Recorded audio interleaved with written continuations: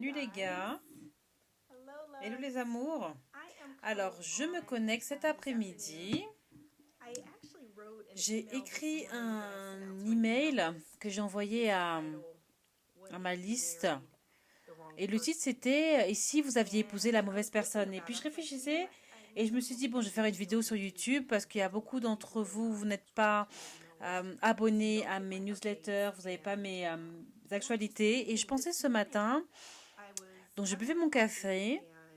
Et j'ai commencé à penser à Kerry et moi et notre relation et notre partenariat. Et je me suis dit littéralement, je suis tellement reconnaissante, je suis tellement reconnaissante pour notre partenariat, pour notre amitié, pour notre mariage. On est tous les deux divorcés, on sait ce que c'est que d'être, le fait d'être marié à la mauvaise personne. Merci Smart Cousia, je te vois.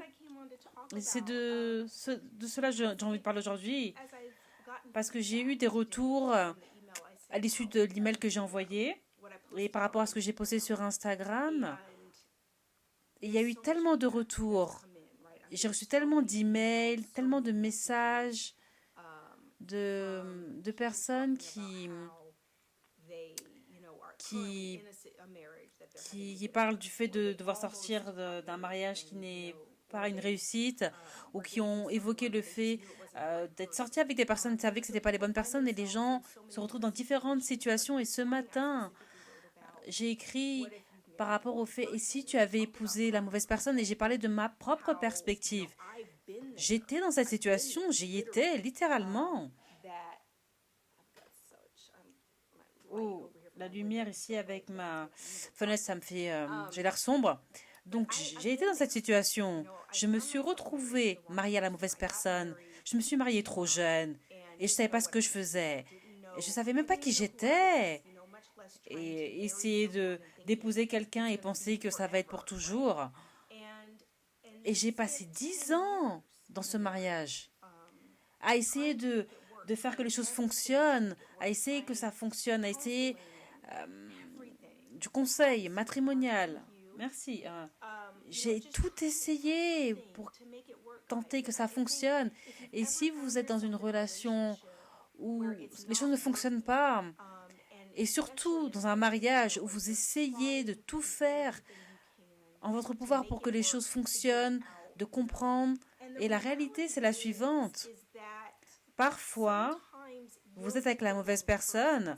Parfois, vous avez fait un choix qui n'était pas vraiment de Dieu, qui n'était pas vraiment en alignement. Le Seigneur n'a pas associé toutes ces personnes l'une à l'autre. Et parfois, les gens disent, je le veux. Et c'est leur choix, mais c'est pas aligné avec Dieu. Parfois, ils ignorent tous les drapeaux rouges. Parfois, ils ignorent leur intuition, leur instinct. Parfois, ils ignorent toutes les choses que le Seigneur vous envoie comme feedback spirituel. Et c'est pas bon, c'est pas dans la bonne direction. Et les gens ignorent tout cela et se retrouvent dans des situations horribles, des mariages horribles. Et le Seigneur n'a pas associé toutes ces personnes. Le Seigneur n'a pas associé ces relations. Et si vous vous retrouvez dans une de ces situations, littéralement, c'est beaucoup plus important d'être honnête, que vous commenciez à être réel et vrai et honnête avec vous plutôt que d'investir une décennie de votre vie comme je l'ai fait. Je savais, au bout de 3 mois de mariage, que quelque chose n'allait pas, que ça n'allait pas, on n'est pas bien l'un avec l'autre, ça ne fonctionne pas, ça ne va pas fonctionner, il y a quelque chose qui ne va pas, je suis allée trop vite, je n'aurais pas dû me marier si jeune, je n'aurais pas dû faire ça si rapidement. Je me disais toutes ces choses.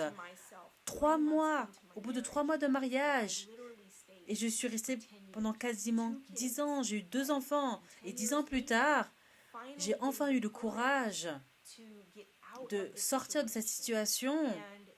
Et littéralement tout le monde autour de moi, et avec la famille, les amis, le divorce ne vient pas de Dieu, mais à la fin de la journée, je n'avais pas à passer 10 ans dans cette situation. J'aurais pu être honnête avec moi-même et me dire, ça ne me correspond pas. Et les gars, ce n'est pas par rapport à eux qui sont des mauvaises personnes ou que vous êtes des mauvaises personnes, c'est une question de compatibilité. On n'était pas au même niveau, on n'était pas bien assortis, bien compatibles. Et cette compatibilité, n'est pas par rapport à la croyance. On était tous les deux des croyants, on aimait tous les deux Dieu, mais c'était par rapport aux objectifs, aux rêves, à la vision, et où est-ce que tu veux aller dans ta vie, et quelle direction tu veux tendre. On avait des idées totalement différentes de où est-ce qu'on voulait être et de où est-ce qu'on allait. Et depuis notre divorce, je me suis remariée, il s'est remarié, et on a des vies complètement différentes. Des vies complètement différentes. Et si vous regardez sa vie maintenant, il est authentique à qui il est, totalement différent de ma vie. Et ça montre à quel point on était incompatibles. Quand on regarde là où on en est là maintenant en tant qu'individu dans nos vies, des vies complètement différents, des choix complètement différents, des choix, enfin tout complètement différent. Et on était dans ce mariage en essayant de forcer les choses. Et je suis là en train de me taper la tête contre le mur pour essayer de faire que les choses fonctionnent. Parce que je ne voulais pas avoir un échec. Et parfois, les gars, j'ai passé 13 ans, 3 enfants, et je savais dès la première année qu'on n'était pas compatibles. Moi, je savais au bout de 3 mois. Et je suis honnête. Mais la pression que j'ai ressentie à essayer de faire que les choses fonctionnent, j'ai la pression que j'ai ressentie à essayer de faire en sorte, à m'accrocher.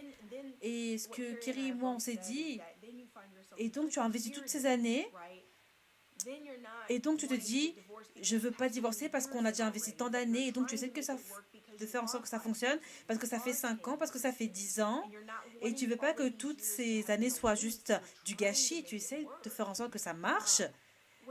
Est-ce que les enfants allaient bien? Oui, les enfants se sont bien sortis. Est-ce que le divorce est facile? Non. Mais je pense que ça aurait été mieux si je l'avais fait plus tôt. Je pense que j'ai attendu. Ça aurait été mieux si je l'avais fait quand les enfants étaient beaucoup plus jeunes, parce que ça les affecte beaucoup moins quand ils sont jeunes. Et puis ça aurait été un peu plus quelque chose de normal. Ça a affecté en fait mon fils qui a 8 ans. Le plus grand et le cadet sont bien adaptés, mais celui du milieu, il a vraiment eu du mal. J'aurais dû m'en charger plus tôt. Kerry dit, je pense qu'un bon âge pour se marier, c'est après 26 ans. Je pense que pour les hommes, je ne pense pas qu'ils devraient penser à se marier avant d'avoir au moins 30 ans, voire plus.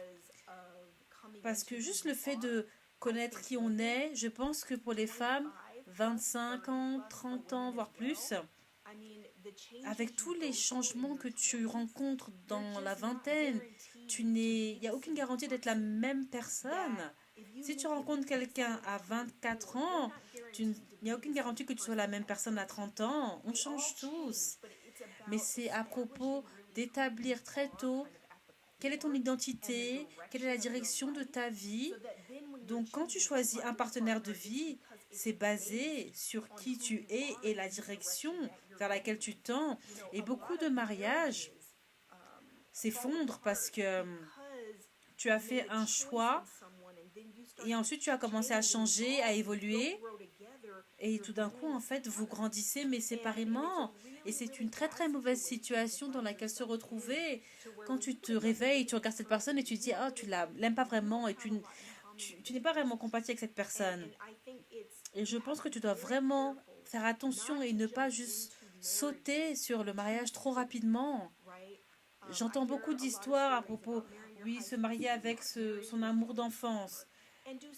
Et même si certains de ces mariages durent, certains oui, mais la réalité c'est la suivante.